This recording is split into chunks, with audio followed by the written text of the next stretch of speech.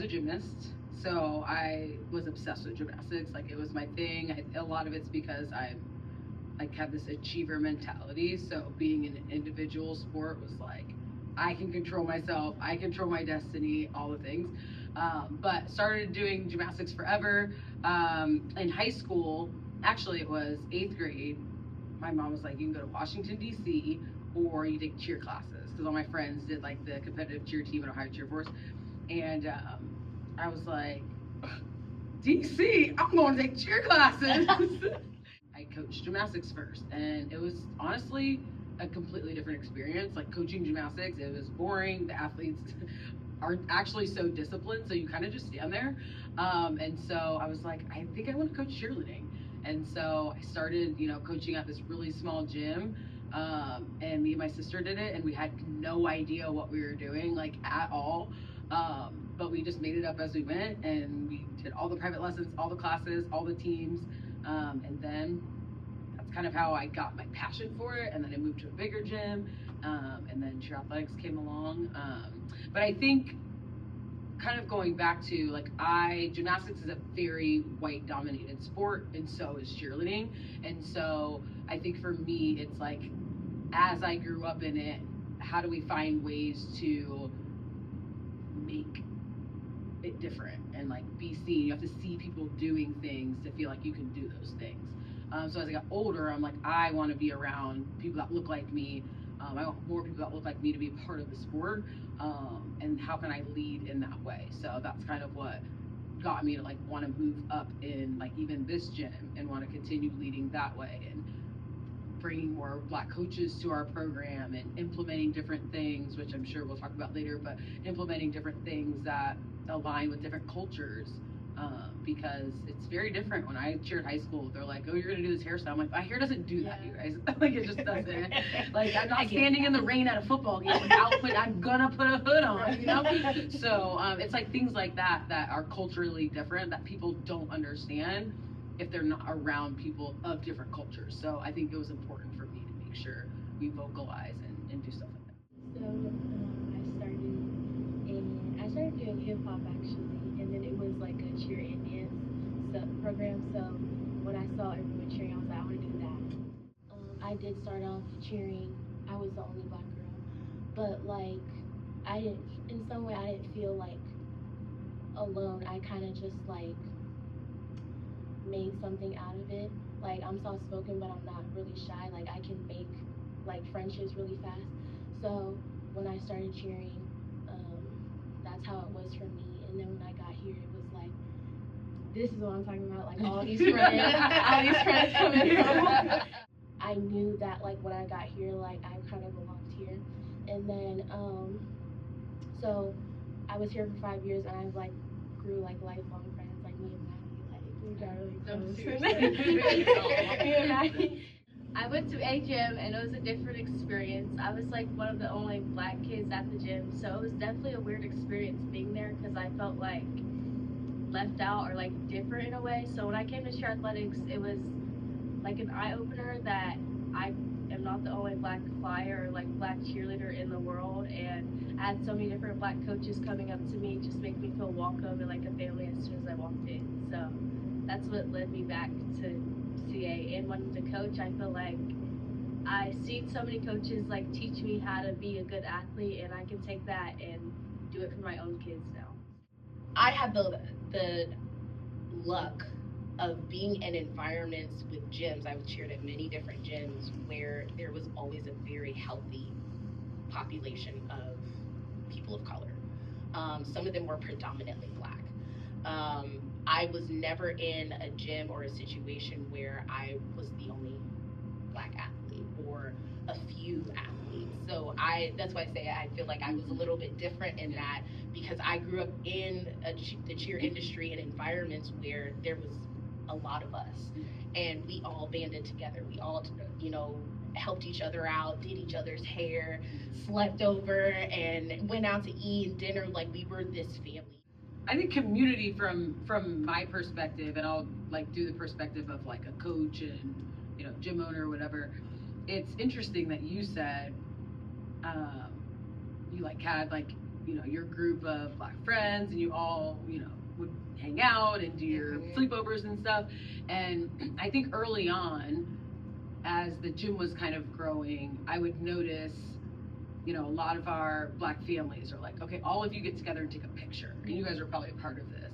And I think sometimes that can feel to people who are on the outside looking in as if, we're leaving people out or something like that. Because you hear the chatter or people, say something. But I think if you've not been in a situation where you are a minority, in that, it's very important to find that culture, and we're not leaving people out. We're trying to build a community, and we're trying to, be around people who we can relate to on a different level. And so I think it's changed and evolved over the years. I think as our communities and the world changes too. I wanted to give back to the industry that gave me so much of my life. I was in the industry for 25 years. Like, that was a long time. When I first started cheering, the gym I mentioned earlier, the little one with the 2 rooms, it was owned by a black woman. So I started out my cheer career already in an environment where there was black women all around us. I learned so much from the beginning of my career with that black woman that started that gym, who also had no idea what she was doing. But like I said, we were good. She may not have known, but I kicked off my career with her. I learned so much from her, taking that to my new gym, learning even more, and I didn't feel a difference with my coaches. They treated us how they treated everybody in the gym. After I left that gym, went to another one where I also didn't have, the main coach was not a person of color, but our tumbling coach was. And there was a difference in how they coached. He talked to us on more of a level where he met us where we were, while she was not so much. And it wasn't in a negative way, you just saw the difference. He met us where we were as athletes, whereas she almost kind of held us to a different standard. They really tried to match like our vibe, our language. They would speak to us in ways that didn't feel like it was demeaning or like side hand comments or anything, and they held us accountable for everything that we did. They would pull us aside and have conversations and ask us, like, am I not doing something right for you? They really tried to understand like where we as athletes were so they could best coach us. Again, for me, I think because I had such a balance of it, I never really felt a difference with my experience. But as a coach now, there are some things that I do see that are different with like how we can sometimes, similar to that tumbling coach at one of my old gyms, meet athletes where they are. We can understand certain nuances that others may not because we've experienced it. As a coach that is a person of color, that is really important for me. At having a niece that is black in this gym, I want her to have as much family as she can see in this community that I did. I want her to know that just because we may look differently, she can still get everything that she needs from every single coach that's in this gym. But I want to ensure that she doesn't feel like with us she has to act a certain way, or we're going to treat her a certain way that's entirely different. The experience I want to give her is very similar to the experience that I had. I want her to feel well-rounded with who she interacts with, who she learns from. Yeah, you were And you made a really good impact on me. Coming to CA, it definitely opened my eyes and like showed me that there's other people that look like me, and I'm not always going to be the only person in my stock group or in my gym period that's black or like of color. So it made me like feel very welcomed and not as like standoffish, because I had friends like at my old gym. I wasn't like sad or like to myself or anything, but there was definitely like a switch when I came to CA. Like I have so many black friends and like so many black coaches and people that just look like me that I can like understand and they can understand me in a way. Yeah, I think for me, I had like one here and there. So like I had a gymnastics coach. She wasn't my direct coach actually, but she was one of our apparatus coaches in gymnastics. So I was with her maybe like once a week. And then I actually had one of my high school cheerleading coaches one year was black, and we actually had a bad experience with her. And I mean, I'll just use the phrase like angry black woman. I feel like that's kind of the label that she had. And prior to that, I didn't have any cheerleading coaches that had been black. So for me and my sister, who were the one of, or two of three black girls on our high school cheer team, it was kind of like, oh, like I didn't know how to take it. You're that age, like you don't know how to, I don't know how to respond. So it was interesting. And then when I went to the larger gym that I started coaching at, the environment changed a little bit. One of our owners was black, so that gave me a little bit more confidence in the space. But I think for me as a coach, I think the goal sometimes is I want people to remember that culturally we're all different, and body language, facial expressions, and how we carry ourselves is very different. And as a coach, I've even interacted with other coaches or people who, and I'll just say it, it's like, oh, well, why is she always mad? And I'm like, I don't think she's mad. You know what I mean? I just think sometimes culturally we're different, the way we carry ourselves or the way we position ourselves, the way we just look on a daily basis. And so I think it's kind of breaking those stigmas and norms and having open conversations with other coaches or athletes, or talking to them about, hey, just don't forget about your body language, and just reminding the culture and the environment that you're in. Sometimes we do have to shift and adapt to that. So I think as a coach, I want to make sure that we're ensuring that we continue to break those barriers of those stigmas too, because culturally, we are different, and so I think we've got to keep telling the story. Going off of what Chelsea said, I've had a lot of body language conversations, and like me having to watch how I look, and I'm not always mad. I just have such a big passion for the sport that like I'm upset that things aren't working like as they should. I want everyone on my team to succeed. I want everyone to do good. So like that's a lot of conversations I've had that with my mom. She's told me like, at your practice or when you're coaching, kind of just like ease up. Or I've told myself that, and then it's like the things you want to say, since like you are so passionate. Since I am so passionate, like it's not like being fake in a way, or like but you like sometimes I don't know how to explain it. Like code switching. Good time, but just so that like if there is any like conflicts, just making sure that like I come across as like the supportive person, the supportive coach that's like everything's gonna be okay, and if there is issues, and not come off like a certain way because I am so passionate about it. I think to kind of answer your question, a lot of that comes from and I don't know if this is the right word, stigma that surrounds people of color, and that no matter how hard we work, we are never enough. We always have to work 10 times harder just to get acknowledgement for the simplest thing that somebody else can do. And because of that, it is code switching.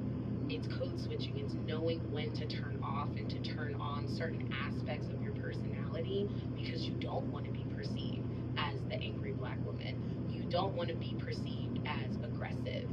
You have to approach, oftentimes we have to approach scenarios, conversations, situations with caution, because the slightest thing that we say that might rub somebody the wrong way, it's immediately they're on the defense. And it could even be we didn't mean it in that way. We're just having a normal conversation. But there is a lot of aggressive connotations that are attached to people of color which has created that subconsciousness that as athletes and especially as coaches, where we do have to code switch. We might be frustrated in the moment if we're going to AccuScore, but we gotta be like, all right, I gotta breathe. I can't go off on this woman. Like even if what she's saying I know is wrong, I have to make sure I'm talking to her in a respectful way, because we don't know how they're gonna react to it. If a parent is approaching us a certain way, we have to kind of step back and be like, all right, I need to think before I respond, because I don't want this to come out in a way that they're going to perceive wrong. So I think that's where a lot of that comes from. As a coach, I think subconsciously sometimes, I know I've found myself doing it sometimes too, I try to do that with the athletes, especially our athletes of color. Like when they're really passionate, I know that I'm like, I love that you love that. I love that you're passionate. I need you to like 2 notches, like bring it down just a little bit. Or it's fine that you want to hold your teammates accountable, but can you maybe a little bit like tone it down, like say it in a different way.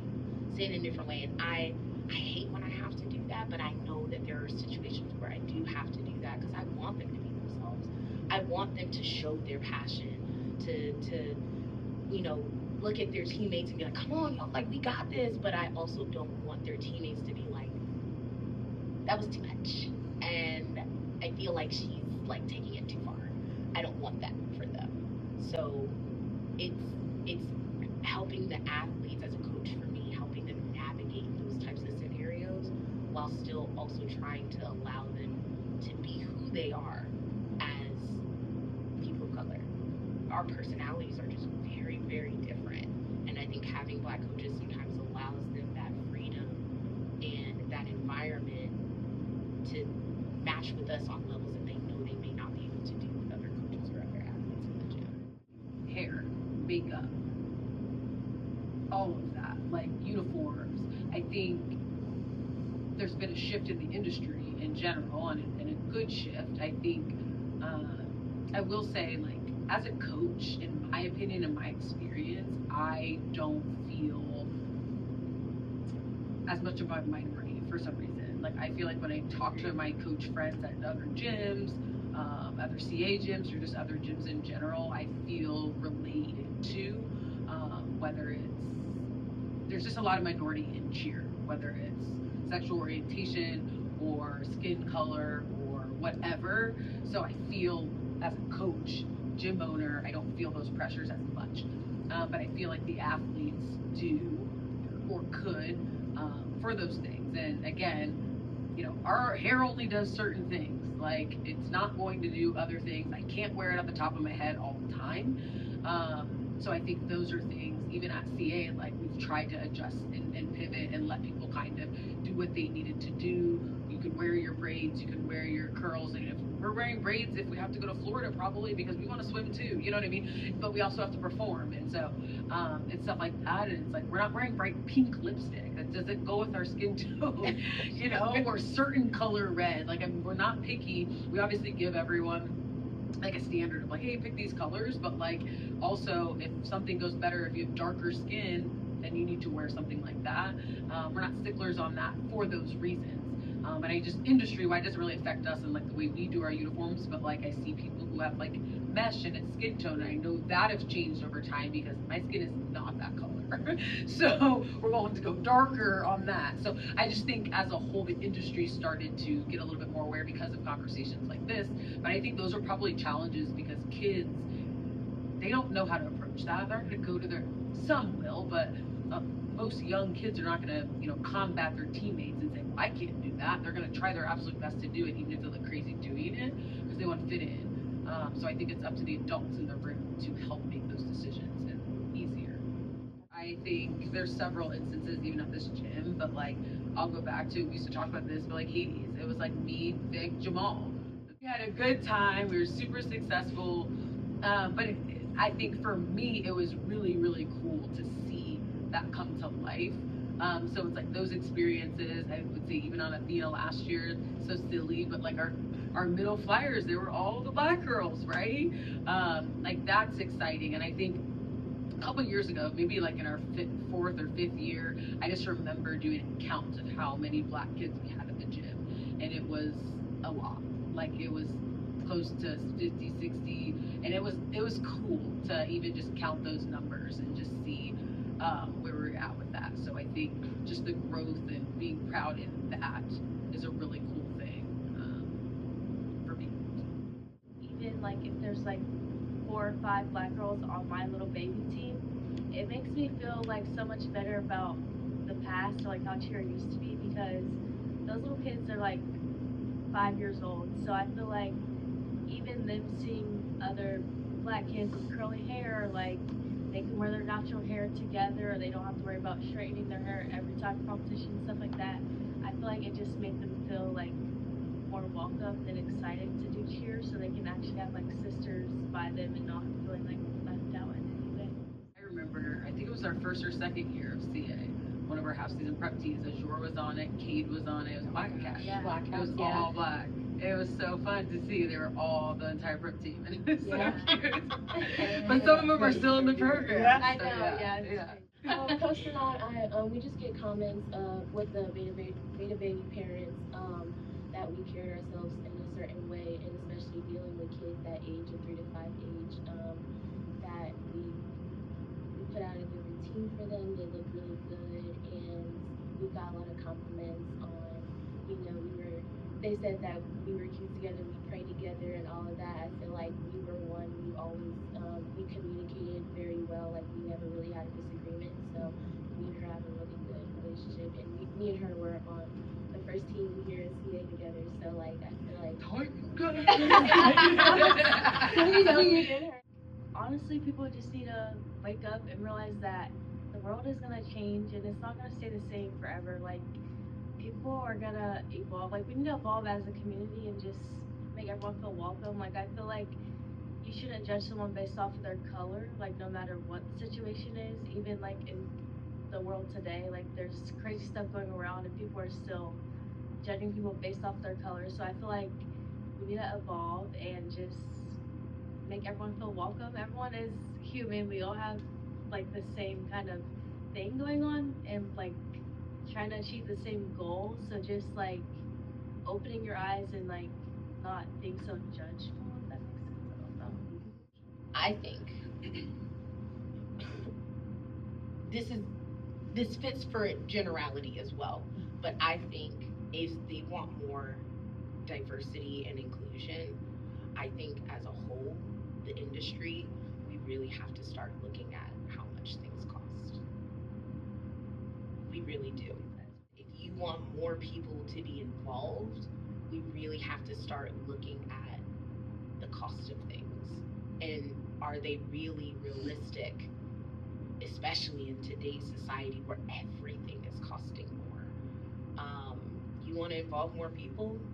You gotta start making some compromises with how much we paying for stuff. I know parents want to be like your child's biggest supporter and everything, but you cannot do what your kid is doing. Like you have to stay in the parent's place sometimes, and also like make sure you're just being like an adult and being nice to everyone that's around you, and watch what you're saying, because it does affect the athletes in like certain ways. Even if you're talking like, if you think you're saying something about a child and it's like not affecting them, it affects everyone in any kind of way, because I've experienced myself. So just making sure you're watching what you're saying and like just be like nice to everyone you see, and like make sure you're saying the right things around everyone. I hope my athletes can take away from me learning how to be resilient. And that's the biggest thing. Resilience and learning how to get back up after failure. Yes, my family tells me all the time, they're like, you just had a crazy streak of luck with the places that you've cheered at and what you've done through your career. And I have. I will say that. It's probably not normal. I will admit that. But, it wasn't all me. And there were times I felt like I was failing. I missed out on a lot of opportunities growing up as an athlete. And after after I left cheerleading as an adult, where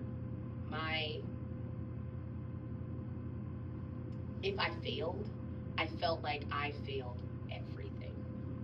And it was hard for me to come back from that as a kid. One of my coaches, actually, my high school cheer coach, who was like a second mom to me, was the one that really kind of brought that out of me and was like, you have to stop taking everything personal. You have to look at what did you learn from the situation, not why you failed. My biggest thing is me being remembered as a coach, and so I want people to remember me just being a positive coach. And I can be serious, but after the fixes are made, I'm like, thank you for that. And I want them to feel like they're a part of it and not just like we're talking at you, we're coaching you. You are still a part of it, and building a relationship with all my athletes are important to me, because that's how you are remembered, and you don't want to be remembered for anything bad. You don't want to be remembered out of fear. You don't want to be remembered out of anything negative. So that's my biggest thing. I think all of mine are like looped together, because it's like the advice that I give to the kids is it's kind of twofold a little bit. One is be yourself. You have to be yourself to be the most confident version in anything that you do. But the second fold of that is be understanding of others. It's hard for people to be themselves when others around them are understanding of who they are. And so I think those go hand in hand with the kids building confidence, moving on in their lives, but then also the parents and the communities that are watching and wanting to be a part of this sport. Be understanding of everyone, because everyone comes from a different background. No matter if you look the same or you don't, we all have different experiences, lived experiences, and I think that's where people misunderstand each other the most, is they think or feel someone should think or feel a certain way based on a situation that happened, and we don't all think and feel the same. And I think that is, on the athlete side, it's the same, right? The only way your team can bond and get along is if you're understanding of other people, how they react to things, why they feel a certain way. But it's also on the parents' side too. It's like you have to be understanding of why that parent feels that way, or expressed that emotion that way, or why they would feel that way if you say something like that. So I think that's the biggest thing, is you've got to be understanding of people so that people can be their authentic selves, so that they can be confident. It all wraps up together. We just got to be good humans.